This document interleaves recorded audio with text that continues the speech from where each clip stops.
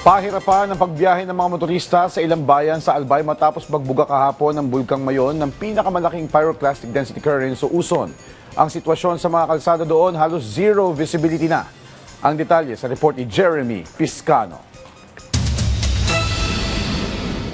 Nakaranas ng ashfall ang ilang lugar sa probinsya ng Albay kahapon, February 9, dahil sa pag-aalboroto ng Bulkang Mayon. Ayon sa PBOX, nagbuga ang Mayon ng pinakamalaking pyroclastic density current sa Uson, kung saan kumalat ito sa laing 4 na kilometro tulad sa ilang barangay sa Kamalig at Ginubatan, Albay. Kita sa kuha ng Kamalig Albay LGU ang halos zero visibility na sitwasyon sa lugar, kung saan binalot na ng abo ang mga kalsada at kabahayan. Pahirapan tuloy ang pagbiyahe ng mga motorista, maging ang kanilang mga sasakyan, binalot ng nakasusulasok na ibinugang abo ng Mayon. Sa isa pang kuhang ito, makikitang lawak ng ibinugang uso ng Mayon na kumalat naman sa malaking bahagi ng Albay.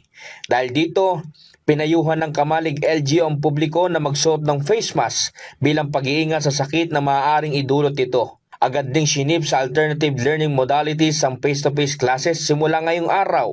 Samantala, nagsagawa ng Bureau of Fire Protection Kamalig Albay ng flashing operation sa mga pangunahing kalsada upang tiyakin ang ligtas na biyahe ng mga motorista. Jeremy Piscano, para sa Pambansang TV sa Bagong Pilipinas.